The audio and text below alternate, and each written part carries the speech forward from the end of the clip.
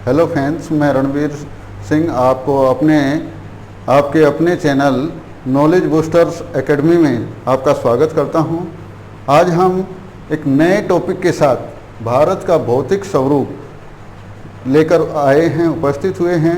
आप सभी ने हमारे चैनल को यदि सब्सक्राइब नहीं किया है तो चैनल को सब्सक्राइब कर लें और बेल आइकन को ज़रूर दबा लें ताकि हमारी हर लेटेस्ट अपडेट्स आप तक समय पर पहुंचती रहें और उसका आपको पूरा लाभ मिलता रहे। तो चलो दोस्तों, आज बात करते हैं भारत का भौतिक स्वरूप। भारत एक विशाल देश है। कितना विशाल देश है? जो विश्व के 7वें सबसे बड़े देशों में से एक गिना जाता है। इससे 6 देश ही ऐसे हैं जो क्षेत्रफल में, एरिया में भारत से बड़े हैं। 7वें नंबर पर ये है। जनसंख्या के अनुसार भारत दूसरा विश्व का सबसे बड़ा देश है और क्षेत्रफल के अनुसार 7वां विश्व का सबसे बड़ा देश है। क्षेत्रफल के हिसाब से कौन कौन से देश ऐसे हैं जो भारत से बड़े हैं? जैसे रूस, चीन, यूएसए, कनाडा, ब्राज़ील और ऑस्ट्रेलिया। इसके बाद भारत आता है। भारत उत्तर से दक्षिण, पूर्व से पश्चिम बहुत विशाल देश है। उत्तर से दक्षिण लगभग 2950 किलोमीटर लंबा है, जबकि पूर्व से पश्चिम इसकी लंबाई नियर बाई 3200 किलोमीटर है। तो इतने विशाल काय क्षेत्रफल में जो उसका फिजिकल फीचर्स है, धरातल है, शेप है, बनावट है, उसमें भी अनेक तरह की डिफरेंशिएट देखने को मिलता है, भिन्नताएं देखने को मिलती हैं। कहीं ऊंचे ऊंचे विशाल काय पर्वत हैं, कहीं समतल मैदान हैं और कहीं तो प्रायद्वीपीय पठार है, पठारी प्रदेश है। तो उन भौतिक स्वरूपों को हमने यहाँ पर 5 मुख्य भागों में बांटा है। कौन कौन से 5 मुख्य भाग हैं? उत्तर का विशाल पर्वत, उत्तर का विशाल मैदान, प्रायद्वीपीय पठार, तटीय मैदान और द्वीपीय समूह। इन 5 प्रमुख पार्ट्स में भारत के पूरे भौतिक भाग को डिवाइड किया गया है। उत्तर का विशाल मैदान, उत्तर का विशाल पर्वत कौन सा है? हिमालयज पर्वत। हिमालयज पर्वत इसके अंतर्गत आते हैं, जो इधर जम्मू कश्मीर से लेकर अरुणाचल प्रदेश तक फैला हुआ है। 2500 किलोमीटर लंबा है और उसकी जो चौड़ाई है, वेड्थ है, वो 350 किलोमीटर से लेकर 450 किलोमीटर तक पाई जाती है। कहीं उसकी चौड़ाई कम है और कहीं उसकी चौड़ाई अधिक है। हिमालय पर्वत को 3 प्रमुख पार्ट्स में डिवाइड किया गया है। हिमालय पर्वत को कितने पार्ट्स में डिवाइड किया गया है? 3 पैरेलल उसकी श्रेणियां हैं। सबसे ऊपर महान हिमालय, फिर मध्य हिमालय और उसके नीचे शिवालिक श्रेणी। महान हिमालय, मध्य हिमालय और शिवालिक श्रेणी। महान हिमालय उस हिमालय के भाग को कहा जाता है जिसकी ऊंचाई सी लेवल से, समुद्र तल से जिसकी ऊंचाई 5000 या उससे अधिक मीटर है। और ये वो क्षेत्र है जो पूरे वर्ष कवर्ड विद स्नो, बर्फ से ढका रहता है। इस भाग के अंतर्गत अनेक ऐसी हिम टोपियाँ हैं, हिम क्षेत्र हैं जो पूरे साल बर्फ से ढके रहते हैं, जैसे Kanchenjunga, K2, mount Everest, Nanda Devi, Nanga Parbat. ये ऐसी चोटियाँ इस रीजन के अंतर्गत आती हैं जिसको महान हिमालय हम कहते हैं। दूसरा पार्ट है मध्य हिमालय, मिडिवल हिमालय जिसको कहा जाता है। ये वो पार्ट है हिमालय का जिसकी ऊंचाई 2000 से 5000 मीटर के बीच में है। लगभग 2000 से 5000 मीटर के बीच में जिसकी ऊंचाई पाई जाती है। इस क्षेत्र में कुछ समय विंटर में स्नोफॉल होता है, जबकि ग्रीष्म ऋतु में यहाँ मौसम बेहद सुहावना रहता है। तो अनेक टूरिस्ट स्पॉट भारत के जहाँ लोग छुट्टियाँ मनाने जाते हैं, जैसे कुल्लू मनाली है, शिमला है, मंसूरी है, नैनीताल है, वो सब मध्य हिमालय के अंतर्गत आते हैं। तो मध्य हिमालय कौन सा पार्ट हुआ? सबसे ऊपर महान हिमालय हुआ, फिर मध्य हिमालय हुआ, उसके बाद आता है शिवालिक श्रेणी। शिवालिक श्रेणी उन श्रेणियों को कहा गया जिनकी height less than 2000 metre, 2000 metre से कम ऊंचाई वाले क्षेत्र को शिवालिक श्रेणी में रखा गया है। शिवालिक श्रेणी के अंतर्गत टेम्परेचर अधिक रहता है, तापमान तो सामान्य ही रहता है, मैदान जैसा ही रहता है, थोड़ा ही अंतर रहता है, लेकिन यहाँ बहुत सारी घाटियाँ हैं, दून हैं, जिन्हें दून कहते हैं, जैसे देहरादून, कोटली दून, पोटली दून, ये शिवालिक श्रेणी के पार्ट्स। इसमें जीके से भी संबंधित क्वेश्चन पूछा जाता है, जैसे इंडिया की सबसे ऊंची चोटी कौन सी है? Kanchenjunga, the highest peak of India. विश्व की सबसे ऊंची चोटी कौन सी है? Mount Everest is the highest peak of world, सबसे ऊंची चोटी है। K2 विश्व की दूसरी सबसे ऊंची चोटी है, जो POK में आती है, POK, पाक ऑक्युपाइड कश्मीर। पाक ऑक्युपाइड कश्मीर के अंतर्गत POK में होने के कारण वो भारत की सबसे ऊंची चोटी में अभी काउंट नहीं की जाती। भारत की सबसे ऊंची चोटी कंचनजंगा है, जो सिक्किम में स्थित है। तो इस तरह के क्वेश्चंस इसमें आते हैं। इसके बाद आता है उत्तर का विशाल मैदान, प्लेन एरिया। प्लेन एरिया वो एरिया है जहां हिमालय पर्वत से अनेक नदियां बहकर आती हैं, वे अपने साथ कीचड़ मड लेकर आती हैं और उस प्लेन एरिया में फैला देती हैं, जिसके कारण वहाँ अधिकांशतः एलुवल सोयल, जलोढ़ मृदा पाई जाती है। और ये बेहद फर्टाइल क्षेत्रों में से एक है, जो पंजाब से लेकर असम तक फैला हुआ है, जिसका विस्तार पंजाब से लेकर पंजाब, हरियाणा, यूपी, बिहार, पश्चिम बंगाल और उधर असम तक फैला हुआ है। तो ये विशाल मैदानी प्रदेश है। इस विशाल मैदानी प्रदेश में बहुत ही हाई डेंसिटी पॉपुलेशन रहती है, क्योंकि यहाँ की जो सोयल है, मृदा है, वो बहुत ज़्यादा फर्टाइल है, उपजाऊ है, जिसमें हर तरह की फसलें आसानी से उपजाऊ उपज हो सकती है, पैदा हो सकती है। इस मैदान को भी 4 प्रमुख वर्गों में बांटा गया है। ये जो मैदान है, इसको भी 4 मेजर पार्ट्स में बांटा गया है। कौन से हैं वे 4 मेजर पार्ट्स? पहला है खादर, दूसरा बांगर, तीसरा भाबर और चौथा त्राई।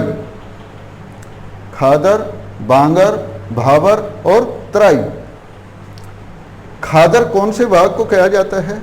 जहाँ पर नदियाँ बह रही हैं और नदी के बिल्कुल तट के साथ साथ जहाँ तक पानी, क्योंकि नदियों में अक्सर बरसात रहित दिनों में पानी कम हो जाता है तो उसकी चौड़ाई कम हो जाती है, लेकिन जैसे ही नदी में बरसात के दिनों में बाढ़ आती है तो उसका फैलाव अधिक हो जाता है, दूर तक हो जाता है।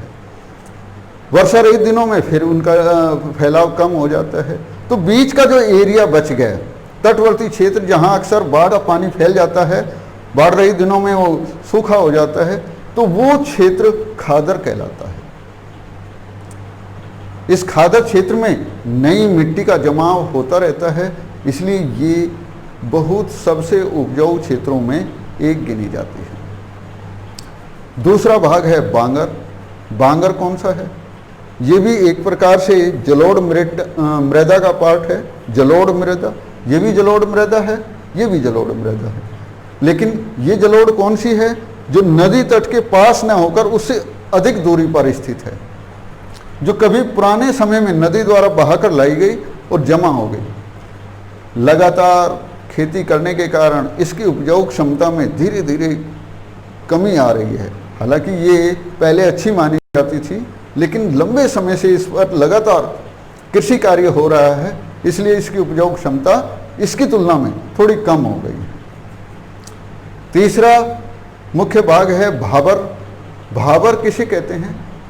भाबर वो पार्ट है जब नदियाँ किसी पर्वतीय क्षेत्र से नीचे उतरती हैं मैदानी क्षेत्र में।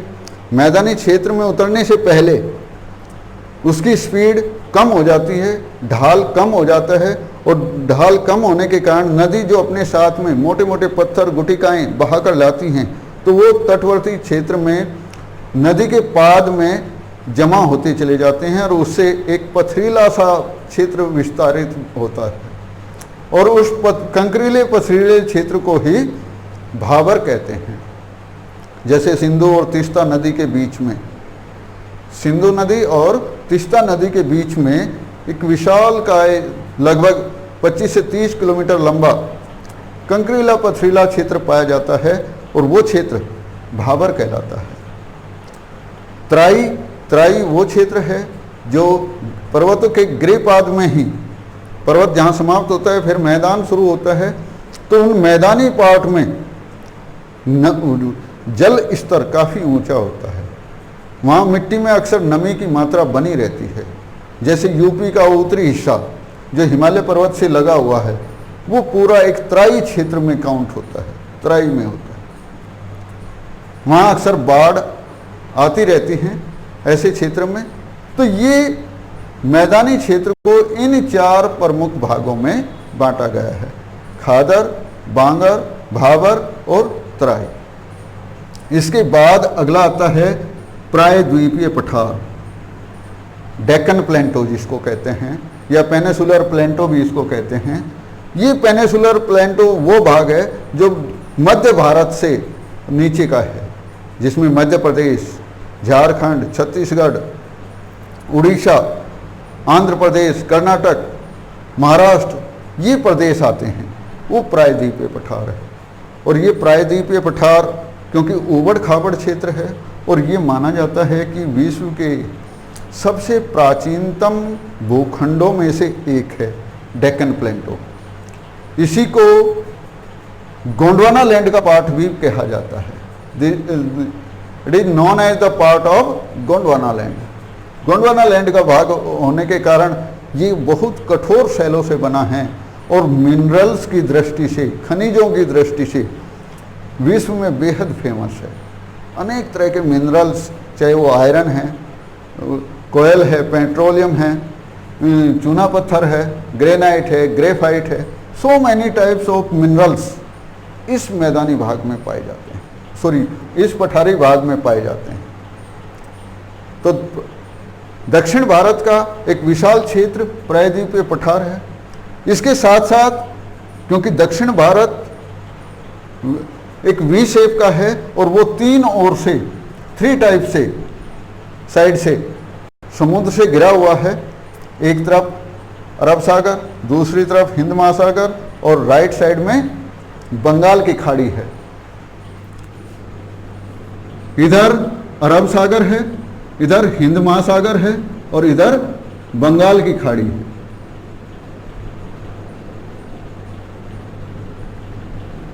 तो इन समुद्र तटवर्ती क्षेत्र में, समुद्र के जो पास पास का जो क्षेत्र है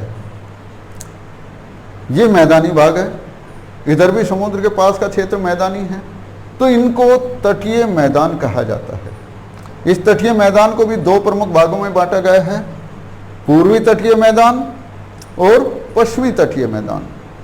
एक है पूर्वी तटीय मैदान और दूसरा है पश्चिमी तटीय मैदान। अब इनमें अक्सर एक डिफरेंस पूछ लिया जाता है कि क्या डिफरेंस है। पहला तो यही है कि पूर्वी तटीय मैदान बंगाल की खाड़ी के साथ साथ फैला हुआ है, जबकि पश्चिमी तटीय मैदान अरब सागर के साथ साथ फैला हुआ है। दूसरा डिफरेंस इसमें यह आता है कि पूर्वी तटीय मैदान की चौड़ाई, जो वेड्थ है, वो अधिक है, जबकि पश्चिमी तटीय मैदान की जो चौड़ाई है, वेड्थ है, वो कम पाई जाती है। क्योंकि यहाँ बहुत सारी नदियाँ डेल्टा बनाती हैं, तो ये क्षेत्र काफ़ी चौड़ा है, वेड्थ इसकी अधिक है, जबकि इस साइड में जितनी भी नदियाँ हैं वे अपने रास्ते में डेल्टा नहीं बनाती, एस्चुरी बनाती हैं, ज्वार नद मुख, जिसको ज्वार नद मुख कहते हैं, तो एस्चुरी बनाती हैं। इसलिए इस मैदान की चौड़ाई काफ़ी कम है। तो ये हुए तटीय मैदान। इसके बाद आता है कुछ आइलैंड्स ग्रुप। इंडिया के पास कुछ आइलैंड ग्रुप्स भी हैं, कुछ इस साइड में हैं और कुछ इस साइड में हैं, इधर बंगाल की खाड़ी में और इधर अरब सागर में। इनको भी 2 प्रमुख वर्गों में बांटा गया है। एक है अंडमान और निकोबार द्वीप समूह जो इधर बंगाल की खाड़ी में स्थित हैं। दूसरा है लक्षद्वीप समूह जो इधर अरब सागर में स्थित है। बंगाल की खाड़ी में स्थित द्वीप समूह जो है उनकी संख्या 233 है, 233, जबकि लक्षद्वीप समूह में 27 द्वीप हैं। बंगाल की खाड़ी में ही एक जो सबसे नीचे वाला आइलैंड है उसको इंदिरा पॉइंट कहा जाता है। ये अक्सर जीके में पूछा जाता है, भारत का सबसे दक्षिणतम बिंदु कौन सा है? तो southern most point of India क्या है? इंदिरा पॉइंट। हालांकि इस इंदिरा पॉइंट का जब 2001 में 2001 में भारत में सुनामी आई थी तब से ये लापता हो गया है। इसके बारे में ज़्यादा प्रमाण नहीं मिलते हैं, लेकिन भारत का सबसे दक्षिणतम द्वीप इसी को माना जाता है, इंदिरा पॉइंट को। यहाँ छोटे बड़े बहुत सारे द्वीप हैं और इन द्वीपों का हमारे सामरिक महत्व में, हमारी सुरक्षा में, हमारे टूरिज्म के लिए बहुत ज़्यादा इम्पोर्टेंस है। यहाँ कई तरह के संसाधन भी मिलते हैं और वैसे भी इनका बहुत ज़्यादा हमारे लिए महत्व है। ऐसे ही ये लक्षद्वीप है जिसमें हमारी सेना तटवर्ती क्षेत्र से वहाँ जाकर अपने सेंटर बना लेती हैं और समुद्री रक्षा के लिए हमारे बहुत ज़्यादा सामरिक महत्व के विषय ये बन जाते हैं। इन द्वीपों को परवाल द्वीप भी कहते हैं, परवाल द्वीप। परवाल द्वीप कौन से होते हैं? परवाल द्वीप उन द्वीपों को कहा जाता है जो समुद्र में एक कीड़ा होता है परवाल नाम का, और उस कीड़े की खास विशेषता ये है कि वो जैसे जैसे, एक तो बहुत जहाँ भी होते हैं बहुत तेज गति से होते हैं, और जैसे जैसे वे बढ़ते जाते हैं उनकी संख्या बढ़ती जाती है, कुछ उनमें से मरते जाते हैं। तो मरने के बाद जो उनके स्केलेटन हैं, जो उनकी अस्थियाँ हैं, हड्डियाँ हैं, वो आपस में तट से जहाँ भी टकराएंगी वो आपस में जुड़ती चली जाती हैं और एक चट्टान जैसी संरचना बना लेती हैं। तो इन द्वीपों का निर्माण भी उन्हीं से माना जाता है, परवाल जीवों से ही, इसलिए इनको परवाल द्वीप भी कहा जाता है। तो ये प्रमुख पार्ट्स हैं भारत के भौतिक विभाग में जिनके बारे में हमने आज विस्तार से पढ़ा है। बाकी अगले टॉपिक फिर अगले किसी दिन। थैंक यू, नमस्कार।